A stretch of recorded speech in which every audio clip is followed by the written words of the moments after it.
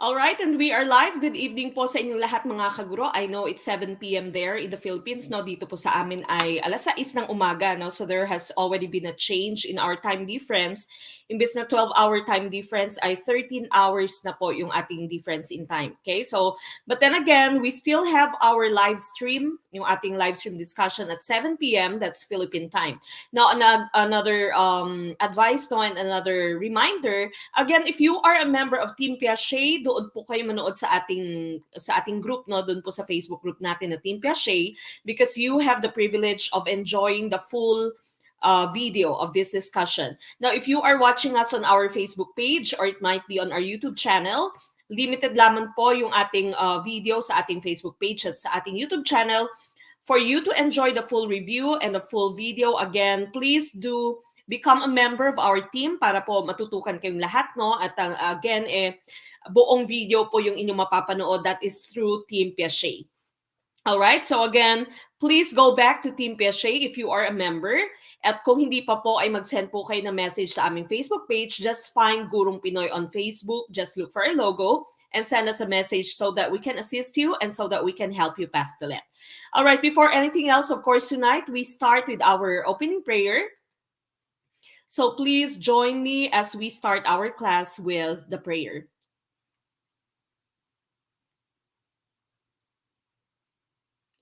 We thank you for this new day, Lord. Help us to embrace all that it may hold for us. To hear the bird song and have new melodies in our hearts. To see the sunrise and create beauty with our hands. To touch the leaves that grow afresh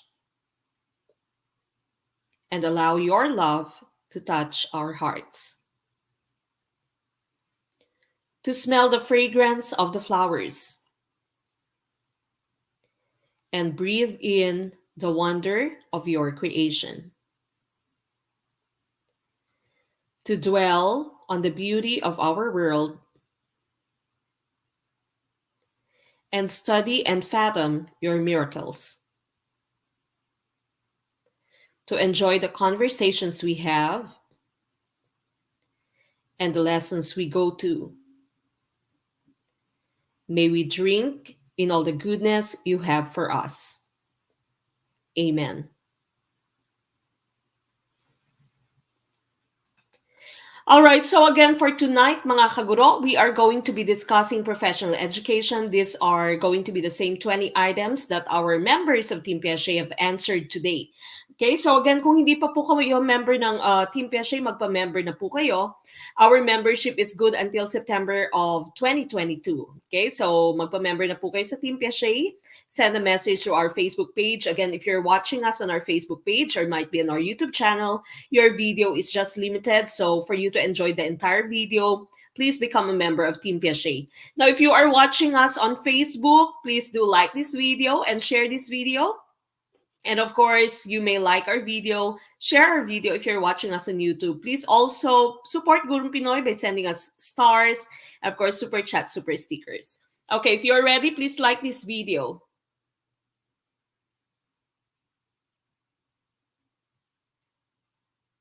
Maraming salamat po sa mga nagtatag sa kanilang friends. Maraming salamat.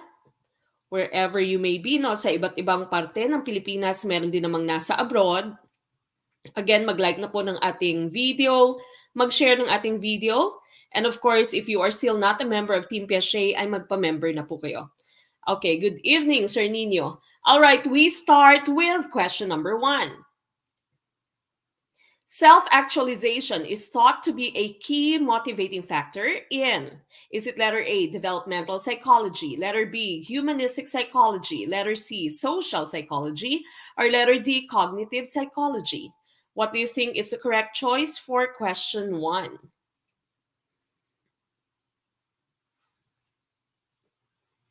Question number 1, what is your choice? Please put that in your chat box. Please participate. No, mag-participate po kayo. You talk with your classmates.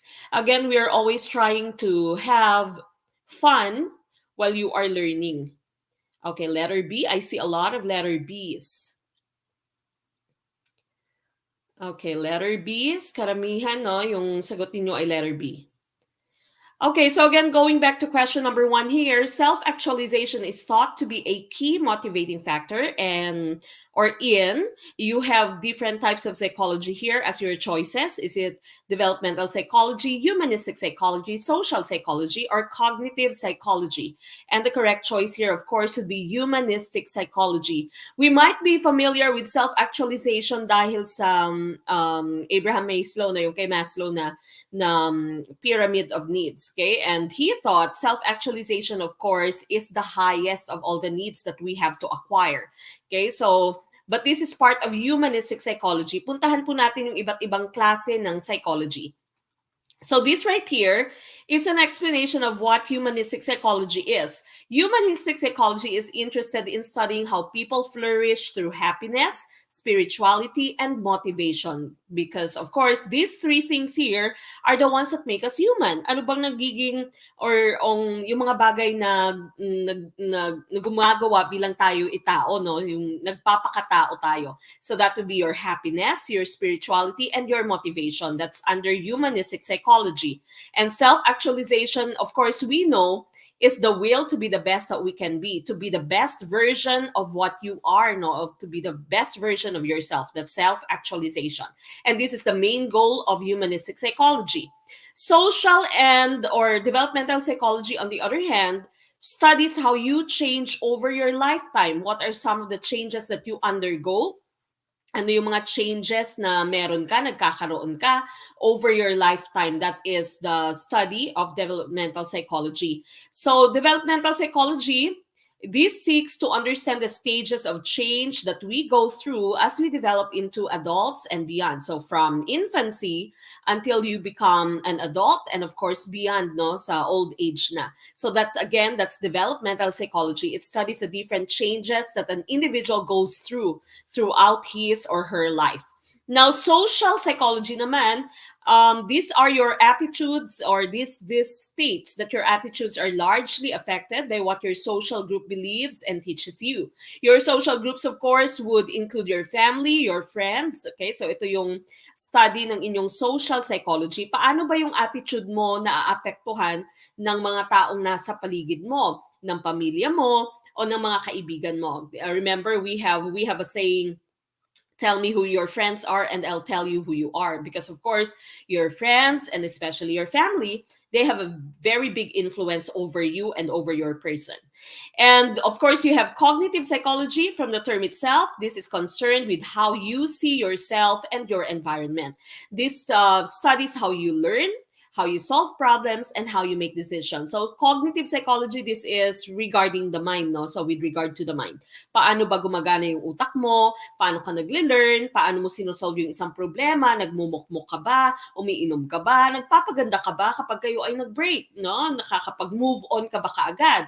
Paano ka nakakapamili, no? Paano ka gumawa ng desisyon? So that's cognitive psychology. So again, we just talked about the different types of psychology. Humanistic, ito yung pagiging tao natin, no? So yung self-actualization, that is the main goal of humanistic psychology. Yan yung pinaka main study ng humanistic psychology. Maraming salamat, President Loreto Agbayani Balikaw Jr. for sending super sticker. Then of course, you have social psychology. Paano ka nai-influence ng mga tao na nasa paligid mo, your family and your friends. Then you have developmental psychology. Ano yung mga changes that you undergo throughout your life, no, throughout your lifetime? And of course, cognitive psychology, how does your brain work? So that's the different types of psychology that we have just discussed under number 1. So again, the correct answer there was humanistic psychology. That's letter B. Letter B po ang ating tamang choice for number 1. Now we move on with number 2. Number 2, as Ben looks across the room at the large painting hanging there, he instinctively uses the law of proximity to take in the image. Most likely, this means that he blank. What does that mean? Is it letter A, places less mental energy on everything close to him so that he can focus on the distant painting? Letter B, blocks out the image of the painting so that he will be able to focus on the things directly around him. Letter C, mentally notes how close certain elements of the painting are to one another. Or letter D, makes mental calculations in order to determine how far the painting is away from him. What do you think is the meaning of the law of proximity? Okay, what's your answer? Medyo mahaba-haba yung question natin for number 2. What do you think is the best choice for number 2? Please comment that in your comment box. Okay, good evening po. Ligwak, sabi ni Sir Rabi or Ma'am Rabi. Okay lang yan, no? Importante ay natututo, parang pag-ibig. Ilang beses ka munang hahalik sa maling palaka bago mo makita si Frog Prince? Ayun, sabi ni Sir Al-Rashid, okay lang yan, Ma'am Eve, tao lang tayo nagkakamali. Okay, what's your answer for number 2? Number 2, samut-sari ang sagot, may A, B, C, D. Ano kaya yung tamang choice? Kung sa love kaya nagkamali ka, dito kaya sa number 2 ay tama na ang inyong choice? Okay. Alright, B, C, D. Iba-iba ang inyong sagot. May nakita din akong letter A. Going back to the question that we have here. Okay, yon si Ma'am Sharon. Maraming salamat po. First time to watch the live stream. Ma'am Sharon Braga. Hello po and welcome. Sa mga newbies po natin, welcome po. Pasok, diretso sa kusina. Okay, number 2 again. As Ben looks across the room at the large painting hanging there, he instinctively uses the law of proximity to take in the image. So most likely, this means that he, is it letter A, places less mental energy on everything close to him so that he can focus on the distant painting. Doon lang ba siya nakafocus sa painting, no? So hindi siya nagmamind sa mga bagay na close sa kanya. Blacks out the image of the painting, so binlock out niya yung image ng painting so that he will be able to focus on the things directly around him. Letter C, mentally notes how close certain elements of the painting are to one another. Or letter D, makes mental calculations. Nag-calculate ba siya, no, in order to determine how far the painting is away from him. The correct choice here is letter C, mentally notes how close certain elements of the painting are to one another. Yung pinaka-hint mo dito is the law of proximity, how close the elements are. Okay, so that's how close the elements are. Ma'am Lovely, Herba Buena, blurred po. Pakiayos po ng inyong video quality. I-check po yung inyong video quality, Ma'am Lovely. Okay, so again, this is part of your Gestalt psychology, also pronounced as Gestalt, no, Gestalt or Gestalt psychology. Gestalt, of course, is a German term for form. Okay, so this is the German word for form. This is a school of thought that proposes that all objects and scenes can be observed in their simplest form. Sabi ng Gestalt, simplihan lang natin, no? Lahat ng bagay na tinitingnan mo, lahat ng thought na pinaprocess mo, ay po pwedeng mo makita sa pinakasimpleng image, no? Sa pinakasimpleng form niya. So that's Gestalt psychology. Now we have what you call apparent motion. This is one of the laws of perceptual organization in which the whole is greater than its individual parts. Yan yung Gestalt kasi. The whole is greater than the sum of its parts. So that's apparent motion. Now, there are 9 ways in which we organize our perceptions, our thoughts. That's according to your Gestalt theorists. The first one would be for proximity. That's the law of proximity. We group nearby elements together. Okay, so pag malalapit, ginugrupo natin sila. No? That's proximity. Similarity, grouping similar elements together. That's similarity. Symmetry, grouping elements according to symmetry. Kung paanong merong yung left part niya ay parehas ng right part niya. Closure is mentally filling in the gaps to create one enclosed object. You will see more of this later. Meron pa tayong ibang items na meron ito in the next items. No? Number 5, continuity. Visually following an object in its implied path. Number 6 is common fate. Grouping together elements are going in the same direction. So if the elements are going to the same direction, your brain tells you that they should be grouped together. Common region. Elements are enclosed together and are perceived as a group. Figure and ground, perceiving the object, which is the figure, separate from its surroundings or ground. Meron tayong nakikita maraming samples nito, no? Yung meron kang dalawang face na darker, tapos tinatanong ka, anong nakikita mo? Do you see the two faces or do you see the vase in the middle? Okay? Or number 9, good figure or pragnance, organizing the elements of an object in the simplest way. So that's pragnance or good figure. Palagi mong tinitingnan ng isang bagay sa pinakasimpleng form niya. So again, these are the different ways, the 9 different ways that we can organize our perception. So pag tinitingnan mo yung isang bagay, the Gestalt theorist would say, automatically your brain would tell you to group them together. If they are alike, then they or your brain would group them. If they are symmetrical, no, then your brain would tell you that they are the same. Okay, so yung brain mo ay nagmamando sa'yo. That's according to your Gestalt theorists. Okay, but then again, your answer there was letter C. Letter C po yung ating sagot. Okay, number 3, third question. Mark is taking a high-stakes university exam and is sitting next to the smartest student in the class. Mark can clearly see his classmates' responses, but refrains from copying the answers. Which of the following is affecting Mark's behavior? Is it letter A, ego, letter B, id, letter C, superego, or letter D, instinct? Okay, what do you think is the correct choice for number 3? Number 3 po tayo. I see letter C's. Okay, meron din naman letter A. Some more answers for number 3, please. Okay, may ilang letter A. Karamihang sagot ay letter C. First timer, Ma'am Cheriza Ann. Welcome po. Okay, letter C, letter C. A lot of you are saying it's letter C. Okay, again, number 3, Mark is taking a high-stakes university exam and is sitting next to the smartest student in the class. Mark can clearly see his classmates' responses but refrains from copying the answers. Ang bait ni Mark, di ba? Pwede siya sa let, no? Kapag ganito yung choice mo sa let, tama na kaagad. So nakikita niya yung sagot ng kanyang katabi. Yung katabi niya ay the smartest student in the class, but he refrains from copying the answers. Which of the following is affecting Mark's behavior? Is it letter A, ego? By the way, people, this is pronounced as ego, hindi po ego, ha? Hindi po ego, it's ego. Letter B, id, letter C, superego, or letter D, instinct. The correct choice, of course, would be letter C. It's superego, okay? Superego po, yung ating tamang choice dito. It's the superego. Let's take a look at your slides. Of course, we know that these were from the studies of Lolo Freud, no? Sigmund Freud. Lolo Freud, the father of psychoanalytic theory. So si Freud dito, sometimes psychoanalytic theory is called the psychodynamic theory dahil marami siyang iba't ibang concepts underneath it. Okay, now first, Freud has given us the 3 different levels of consciousness, okay? 3 different levels of consciousness. When you say consciousness, your awareness of your thoughts, no? Awareness of your actions. Unang-una, meron kang unconscious, yung unconscious part ng inyong consciousness.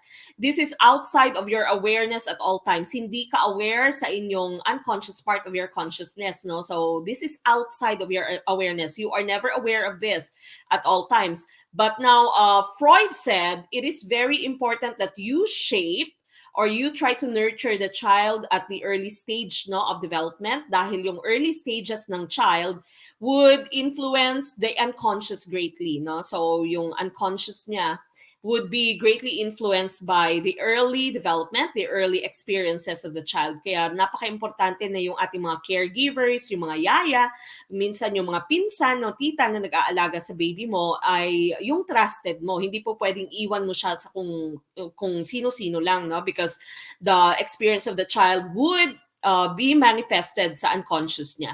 Now, the next level of consciousness would be the pre-conscious. Sabi naman ng pre-conscious mo, this is all the information that you are not currently aware, hindi ka aware, but this can be recalled, okay? You just don't know that you know this, okay? You are not currently aware of this, but you can actually recall this. Maaalala mo siya, no? So that's your pre-conscious kasi malapit na siya sa consciousness mo, sa conscious mo. And the last one, of course, is the conscious. This is your current state of awareness. Okay, so again, those are the three different levels of consciousness. According to Freud, you're unconscious. You are never aware of this, but this is greatly influenced by your early childhood experiences. Your pre-conscious, you are not aware of this at the moment, but you can recall this. And the last one would be conscious. Ito na yung alam mo, no? This is your current state of awareness. Now, another thing or some other things that Freud has taught us would be the three parts of the personality, the id, the ego, and the superego. Now, according to Freud, yung unang-unang nade-develop would be the id. Okay, so this is the first one to be developed, followed by your ego, then lastly would be your superego. Puntahan natin kung ano yung differences ng tatlong ito.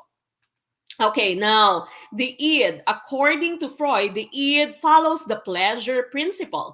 This is the idea that all of your needs should be met immediately. I want it and I want it now. Ito yung sabi ng id mo, no? Gusto ko to at gusto ko to ngayon na.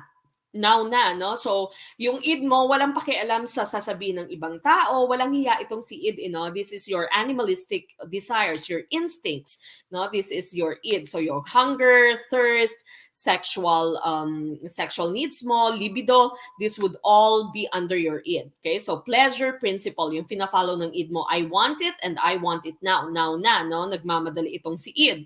Now, on the other hand, your superego is the opposite extreme, no? This is the opposite extreme. This pertains to your conscience, okay? So you actually have two parts of your superego. The first part is the conscience, and this is your view of what is considered wrong, okay? So you'd always think about what is considered wrong. Mali ito. Dapat hindi ako nakikipag-chat sa ibang tao dahil I am in a relationship, okay? I am not in a complicated relationship na meron akong jowa ngayon, so dapat wala akong ine-entertain iba. Okay, so that's your conscience, which is part of your superego, your view of what is considered wrong. On the other hand, you have the ego ideal. Parte din siya ng inyong superego. The ego ideal naman is your view of what is right. So sabi mo, kanina yung conscience mo, dapat hindi ako nakikipag-chat sa ibang tao. Yung ego ideal mo naman is dapat loyal ako sa aking jowa. Okay? So siya lang dapat yung ka-chat ko, hindi ako nag-good evening dapat, nag-good night dapat sa ibang lalaki or sa ibang babae. That's your ego ideal, your view of what is right. So your super ego again has your view of what is right, which is your ego ideal, and your view of what is wrong, which is your conscience. Okay? So ito yung moralistic side mo, yung super ego.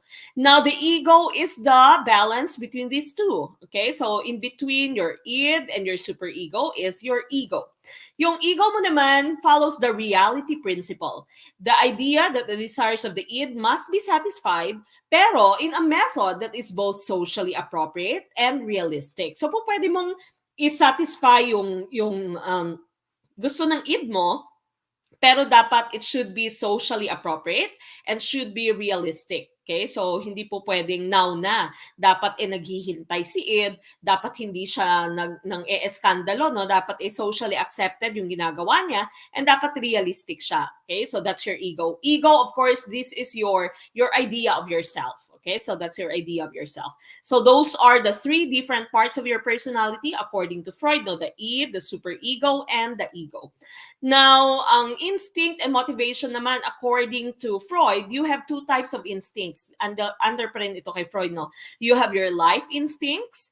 These serve the purpose of survival and encourage growth, development, and creativity. These are your instincts to live. No? Ito yung mga instincts mo to live. You want to survive, you want to grow, you want to develop, you want to become creative. There is also what we call death instinct. Death instincts account for our aggressive tendencies. Pag palagi kang nang aamok ng away, barumbado ka, basagulero ka, then that means you are following your death instinct. That's according to Freud. Now, of course, we know that Freud has also given us 5 stages of psychosexual development or chronological development. Your owls always play late games. Again, our acronym here, our mnemonic, is owls always play late games. That would be oral, anal, phallic, latency, and genital. No? So that's still according to Sigmund Freud.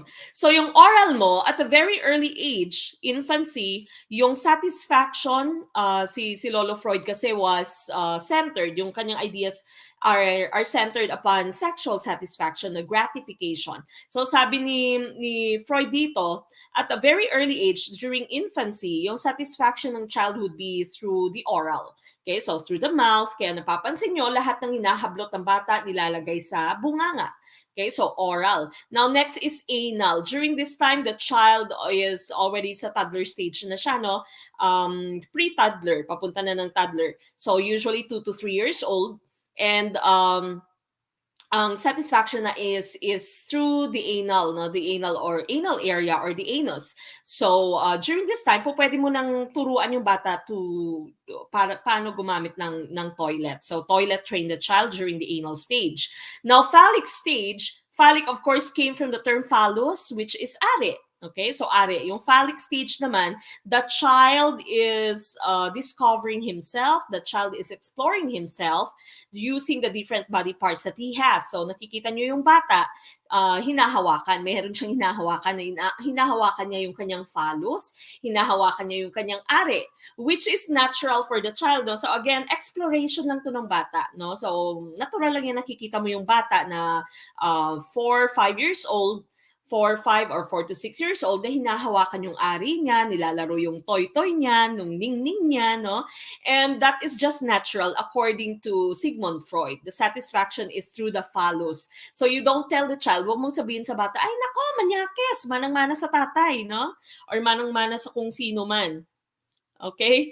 So, phallic stage yan. Phallic stage ng bata. So, sexual awakening ng bata, and the child explores his or her body parts. Now, latency, sabi ng latency dito, when you say latent, of course, that means stagnant. Okay? So, stagnant. During this time, walang urges yung bata, no? Wala siyang erogenous zone. Wala siyang zone na different parts of the body kung saan nasasatisfy yung bata. Dahil yung bata dito ay very busy with schoolwork. So, school age itong latency. So, sabi ni Sigmund Freud, the latency stage is very boring. The child has no erogenous zone. Okay? Wala siyang parte ng katawan na nagbibigay sa kanya ng satisfaction during this time because the child is very busy with schoolwork. School age itong latency. And of course, genital is after your school age. So, usually, teenage years, nag-uumpisa na itong genital, no, until adulthood. So yung genital mo naman, this is also called the sexual reawakening. Sexual reawakening, parang katulad siya ng phallic. Pero sa phallic stage, nag-explore lang yung bata, no? Nag-explore lang siya sa kanyang body parts. In genital stage naman, the child already has a sexual partner. So, meron na siyang kapartner, meron na siyang boyfriend, girlfriend, nag-explore sila, no? Kung ano man ine-explore nila, Dora the Explorer lang ang peg. Okay, so, but then again, partner na yung kasama niya, hindi lang own body niya, not exploring his or himself or herself, but already exploring the sexuality together with a partner. Okay? So, yan po yung mga tinuro sa atin ni Freud, no? Napakarami niyang tinuro on different levels of consciousness, yung inyong unconscious, preconscious, and conscious. And then, of course, you have the 3 parts of personality, the id, the superego, and the ego, the 2 types of instinct, the life instinct, and the death instinct. And of course, you have the oral, anal, phallic, latency, genital as the different stages of psychosexual development. Okay? So then again, yung ating answer doon, sana all, Dora. Okay. Yung answer po natin, ano nga yung answer natin? It is superego. So superego yung finalo ni Mark. Hindi siya ng daya, hindi siya ng ngopya sa smartest student. Okay, going to number 4. When formulating a research question, one must be careful to choose a question that is blank and not too blank. What's the answer for number 4? Number 4 na po tayo. Ano po ang ating sagot for number 4?